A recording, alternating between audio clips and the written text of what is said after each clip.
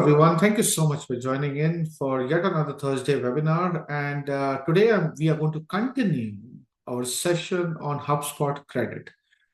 So there were a lot of questions with respect to HubSpot credit. As we speak, as of Feb 2026 today, HubSpot is rolling out these features when it comes to credit. We already had one session last week where we talk about the basics of the HubSpot credit and how it can be used. And today we're going to go a little more on the governance side, okay, on the principles of how to govern credit, because credit, unlike subscription, can go up and down. In subscription, you are paying $100 a month, per user. So, the cost is many way under control. But the credit can go up and down very fast. And if you do not have a general credit governance in your organization, then it can create a huge problem for your organization, right? So today the focus is how to control AI and enrichment spend without killing growth. Okay, because credit is credit based, so it can go up, down. So it depends how you use it. So today we're going to talk about how to create a framework of governance so that you can use your credits effectively, efficiently, and without killing your growth. You can spend the money on the right things. All right. So let's get started. I'm very excited about this session. If you have any questions, go ahead and write down in the comment section. If you have not subscribed, please do subscribe to our channel. It takes a lot of effort to create this kind of presentation. So please do subscribe, share some love, and we'll move on. Okay, the problem that nobody's talking about. AI is powerful, enrichment is powerful, uncontrolled usage is expensive. So everybody wants AI in their business. I talk to businesses every single day about businesses coming to us and say, hey, you know what? We want AI. We want enrichment. We want automation. But there are some heavy truth that needs to be accepted. AI is not free. Every single time you call up an AI, you call up the API, you have to pay money, right? Every single time you're going to enrich your content, your data, you got to pay money, right? Nothing is free out there. So, and it sometimes can get very expensive. So you've got to be really careful on how you're going to manage AI and enrichment and automation without breaking your bank. Okay. So here's the uncomfortable truth right now. Many of the teams right now, as we speak, they are enriching every single contact. Somebody is just coming up into the CRM, full enrichment going on. Run AI on cold leads, right? Have zero visibility into credit burn. That is what is going on right now as we speak. Okay, so there is a need of a general governance to be in place so that the company and the management will know exactly where the money is being spent and how the money is being spent. All right. So today we're going to talk about the governance when it comes to HubSpot credit spend. Okay. All right. So leads enrich AI route. That is the framework, the flow work that generally is happening. The leads are coming up. Typically, people are enriching it using AI. And it is then using AI to route and create workflows and other stuff. That is the general flow which is happening. But if the leads are not qualified, then you're going to waste money. For example, you're running ads in Google Ads, and half of the leads are spam bots. Maybe I'm just giving you an example here. Okay, half of the leads which are coming up is basically spam leads, bot leads. Okay, and they are coming into your system, into Salesforce, HubSpot, whatever. And immediately, without any much verification, you start enriching it. Correct? You start finding the company, this and that, and every single time you're doing it, you're using your credit, right? The company is bogus company, fake companies, fake websites. So it is calling the AI, it is, so all of that is happening. I just gave you an example, but you got the point. Even the non-fake leads, may not be qualified, right? May not match your ICP. What's the point of enriching that? Just because a lead has come into a CRM doesn't mean you have to enrich at A to Z. those leads may not be qualified leads at all. What's the point of, just go ahead and going and enriching them and adding all the information using the AI, using the credit. So those things needs to be controlled. Okay. So what are HubSpot credit really? We have already talked about it. HubSpot credit power AI content generation, data enrichment, buyer intent direction, predictive scoring, smart automation. So HubSpot credit can be used in a wide variety of ways within HubSpot. Right from content generation to data enrichment, you can use it in whichever ways you want. And the scale of the usage and the amount of the money that you're going to spend depends on that. Right? So credit is equal to usage currency, and subscription does not mean unlimited AI. Just because you have taken a subscription in HubSpot doesn't mean you can unlimited way you can just use the AI. They will give you some certain number of credits for free under that particular subscription, but that's pretty much it. After that, you have to pay the money, right? So the way HubSpot has gone is the way I think the future of SaaS is going to be. I think there is a lot of conversation going on in LinkedIn and other places. What is the future of SaaS? Uh, this is the future of SaaS, to summarize it, I think HubSpot is taking the right direction. It has both subscription as well as credit. So it is taking the best of both worlds. That means subscription is giving you access to the platform, and credit is giving you flexibility in terms of usage of AI. I think it makes sense, right? Many other companies, they have completely gone into usage based. Many companies are still trying with subscription based. But I think going forward, this hybrid approach is going to be the common approach, which is going to be used by many SaaS company. Eventually, I just feel, and because of the competition, because the tech is getting cheaper and cheaper every single day. So the subscription cost will go low and the credit cost will go high. That is what I feel. Eventually, next 5 to 10 years, there will be, the AI space will settle down with some major players going on, and that is where I think they will have to make up for all the losses that they have made over the years. So they will start increasing the credit cost. But at the same time, AI is making tech very, very cheap. So I think personally, the subscription cost will either go low or it will go away altogether. That's what my take is. But I think this is a topic for some other day, and I'll create a webinar on that as well. Where credit are being burned?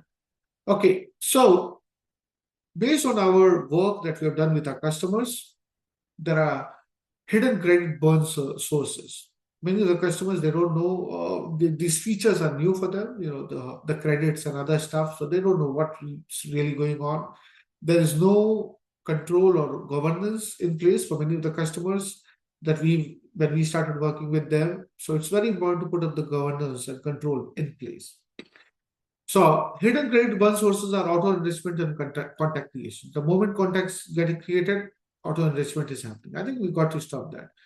AI drafting for low intent leads, right? AI drafting for low intent leads. The intent itself is not there. It's just a cold email. Somebody uploaded those cold bunch of emails, and then you're running AI on top of that. Doesn't make sense. If there is an intent, then possibly running AI will make sense on top of that, right? If I upload a 50,000 cold leads to my CRM or outbound system, then I should first send an email, right? And see who is engaging with it. Maybe only 5,000 people will engage. Then only I should go ahead and, use AI drafting for enrichment and other stuff, correct? There's no point in, using AI for all the 50,000 records, right? So this is also something that we are seeing commonly that is being used, the mistake that is happening. Duplicate enrichment, obviously, you're calling the same data over and over again and enriching the data. For example, you want jobs data from the market. You're calling the AI, you're calling the APIs. Every time you're calling the API, you're paying money. You're enriching it. But those jobs are already there, right? Maybe in your database. You're not checking it. You're just calling the API non-stop. And I just give you an example here, right? There can be many examples like this, correct? Broad buyer intent tracking. So broad level of intent track. I think within the intent also it needs to be certain layers of intent that needs to be tracked rather than broad buyer intent tracking. and poor workflow design. Okay, we'll come to that later. So that is the general hidden burden sources that we have seen over the years that we have worked with the customers. And this is where the governance is so important. Credit governance is so important. So content created auto enrich burn. Every time you do enrichment, you burn money. So you've got to be really careful with that. So the real cost of blind enrichment. For example, 5,000 leads a month is coming in from different sources. 60% of them are low quality, which is pretty natural. 2 credits per enrichment, 6,000 credits wasted. If one credit costs $0.03, that means you have wasted $180 a month every single month. Wasted money, right? Very simple, but very commonly seen scenarios when we work with customers. All right. Okay. The shift. So the shift needs to be happening from data first to signal first, right? So right now, most of the B2B teams they were data first. Go ahead, find the cold leads, upload it, run Google Ads, push it to Salesforce. So just upload the leads as much as possible, left, right, center, and then see what you can do with that, and then run AI on top of that. So I think the approach when it comes to good governance to credit is move from data first to signal first, right? For example, if you're uploading a list of cold leads, then run an email campaign. See who is really engaging. Then after some period of time, only run investment to the people who are actually engaging with your email. Right? That makes sense. I just give you one example. There are countless examples of that. But today's webinar is not about use cases, it's about the framework itself. So we'll talk about the framework. So the old model is capture, enrich to score route. The new model should be signal, score, authorize, enrich, and then activate. So as you can see, enrich is only coming at step number 4. So first check the signal, then score, lead scoring, then authorize. Authorize means map it with your ICP, whether this actually belongs to your ICP or not. Only then go ahead and enrich it and then activate it. That means you can start communication with those customers, right? Or those contacts. So this shift is super important in terms of mindset from going data first to signal first. Okay. So old versus new. So this is the new framework. Look for signal, look, qualify, then enrich. Now, let me introduce you the credit governance. And this is not just applicable for HubSpot, it is applicable to so many other sources as well, the AI sources. But in today's webinar, the context is HubSpot, so we are going to keep this within the HubSpot context. So credit governance means tier-based authorization, duplicate burn protection, budget allocation by function, monthly burn review, and AI access control. This is the 5-step credit governance framework that we follow. That means the first step is, I'm speaking in a very simple language here. That means we will only use AI for enrichment and other if the contact or the account matches the ICP, the tier-based ICP. It's point number 1. We are going to avoid duplicate burn protection. We are going to avoid duplicate contacts, duplicate information as much as possible, right? Budget allocation by function. So there are different functions out there. We are going to allocate budget by function. And I'm going to show you the dashboard quickly on that. Monthly burn review. So there needs to be a complete review mechanism by which we review things on a monthly basis. And then AI access control. That means not everybody needs to get AI access, right? I'll show you quickly how the dashboard looks. HubSpot has done a wonderful job when it comes to this. Okay, for example, in this dashboard, you can see there are 3,000 credits left for the month. This is where you're going to see usage. This is a new account, so don't worry about it. And then, based on the features, you're going to allocate and you're going to govern the credit use. Right? Make sense? Customer agent, data agent, intent, prospecting agent, workflow, breeze action. So as you can see, you can divide these features, and then you can manage the credit use and see which one is using how much of credit, and then you can go ahead and manage it accordingly, right? So the credit governance is very simple three-step process. Look for the signal, then look for the credit authorization gate. There needs to be boundaries around that, and then only go ahead and enrich it. It's not like just data has entered and you start enriching. The data can be there, but first look for signal, then look for credit authorization gate, whether it is authorized to use credit or not, and then only go ahead and do enrichment and activation and whatever you want to do as a next step. Okay, so this is the credit governance that we follow in Insight tab. Okay, we are still working on this. There's a lot that needs to be done because these features are being rolled off as we speak through, in places like in platforms like HubSpot. So there's a lot of work that needs to be done, but we are continuously working on this. Now let me talk about the step number one, which is tier-based credit control. Okay, so it's very important to create tiers, the ICP tiers. Okay, in HubSpot, you can create ICP-based tiers within the AVM framework. I have already created webinars around this topic. If you want, you can go ahead and check out those webinars.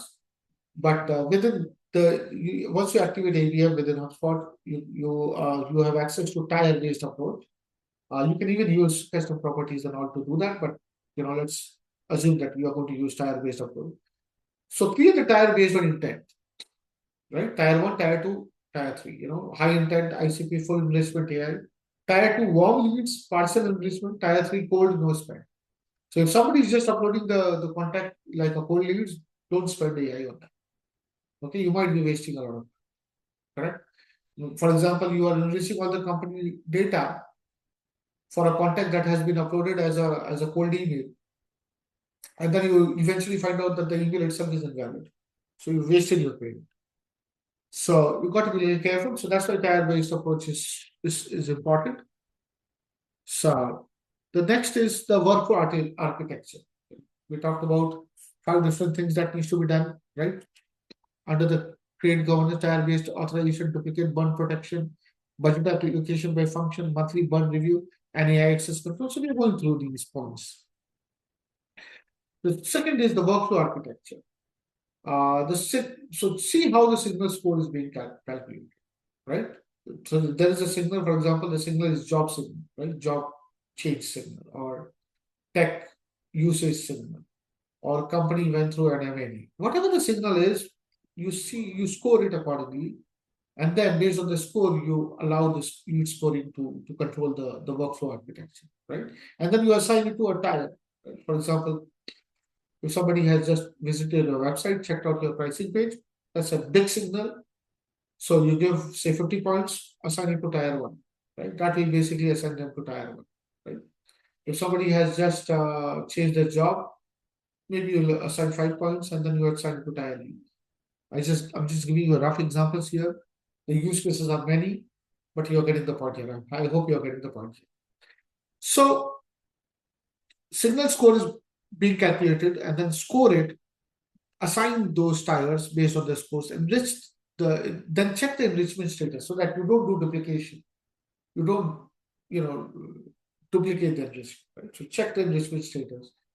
Then check whether you have the authority to use the credit or not. And then you activate the workflow, right? Only then. So this control will basically manage the entire workflow, okay, and it will control the credit usage within the organization. So this is how the architecture looks like. Signal score, tier assignment. I'm sorry for the wrong spelling mistake here. Tier assignment, credit gate, and then enrichment that will happen and will pass on to sales, right? AI usage governance, control AI access. So how to ensure that you control the AI access within the organization. This is a super important step. So control AI access, limit the user permission, create AI to tier 1 only initially, prevent auto drafting on cold leads, review AI ROI monthly. Weekly, I would suggest, if you cannot do it on a weekly basis, at least do it on a monthly basis. Okay. Obviously, you can always put up a spend check within HubSpot. You can, control the credits check within HubSpot itself. You can put up a limit. All of that is important, and that's also part of the the AI usage governance. So AI use tier one only, AI no code leads, AI controlled access, right? These three are super important steps. So I've already shown you the dashboard. Credit used, credit by tire, credit by SQL, credit by close. So it's important to create this kind of dashboard eventually. Okay. So how much credit is used, and then you usage of credit by the tire, and then usage of the credit by pipeline growth, right? Per SQL in many ways. Then credit per closed one, pipeline from tire one, and like so on. Correct? All right. So eventually, if you can connect the credit score with pipeline and revenue ROI, I think you have done the job. Okay. I'll just take a break. Okay. 3, 2, 1, go. I'll just take a break.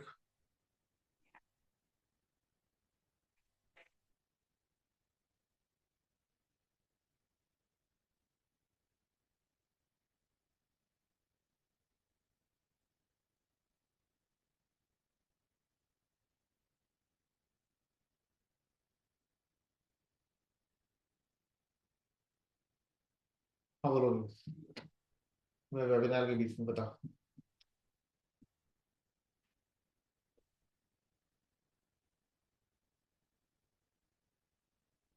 Okay, start. 3, 2, 1, go. All right, now let's talk about some case studies here. The case study scenario. Automatic, the case study number 1, automatic notification sent at. Okay, so this is the case study, which is automatic notification. Before governance, 8,000 credits per month. After signal-led model, 3,000 credits a month. Correct? That means you are using less credit and it's going to affect your pipeline better. All right. That's one scenario. Automatic notification means you're sending Slack signals, you're updating, enriching the contacts, right? When the contact is being updated and like so on. So it's super important to just control the usage of credit when it comes to automatic notifications. So this is scenario number 1. The 5 governance rules. No automatic enrichment on contact creation. These are the 5 rules of governance. No auto enrichment on contact creation. That's number 1. Enrich only after the signal threshold. That means if the signal has reached and if the signal threshold has reached, only then enrich. For example, if somebody checks your blog page, that's not a good enough signal. If somebody checks your pricing page, that's a good enough signal. So then it has reached the signal threshold, then you can go ahead and enrich the contact or the account. Block duplicate enrichment, restrict AI permissions, and audit monthly burn. So these are the 5 general rules of good governance. Control, authorize, measure, optimize, and then repeat. Okay. So how to do the credit governance road framework within your organization? Okay. So typically this is how we divide it. Week 1, audit credit usage. We do an audit. Then week 2, we build a tire-based model. Week 3, we implement gated workflows. And then week 4, we build dashboard. Of course, the timeline is subject to the plan that we work with. But these are the 4 milestones that we generally do when we work with the customer. And this is what you need to do in your case as well. All right. So audit, design, gate, measure. All these 4 areas needs to be worked upon. Credits are not a feature. Okay, so don't use credit as a feature. It's not a feature. It's not a SaaS feature. Credit is more like a usage. It's more like a usage power rather than a SaaS feature. Correct? They are the strategic lever. So please see credit as a strategic lever, not something like a feature. Okay, fine. Just use credit the way you're using the features. No, it's not really a feature because it's not coming under the package that you're paying. Right? Spend after signal. Please do spend after signal. Just check the signal and not before. Okay? I think that's pretty much it when it comes to credit governance. I hope you like the session. Please do write in the comment section if you have any questions. We are going to continue this series and we're going to talk more about it in the upcoming webinars as well. Thank you so much for joining in. If you have not subscribed to our channel, please do subscribe to our channel. It takes a lot of effort to create this kind of content. Please do write in the comment section if you have any questions or suggestions. We'll take that. We are working on this. As we are working, we are learning. As we are learning, we are teaching. So that's what we are doing. I hope that you enjoyed the session. I'll see you in the next one.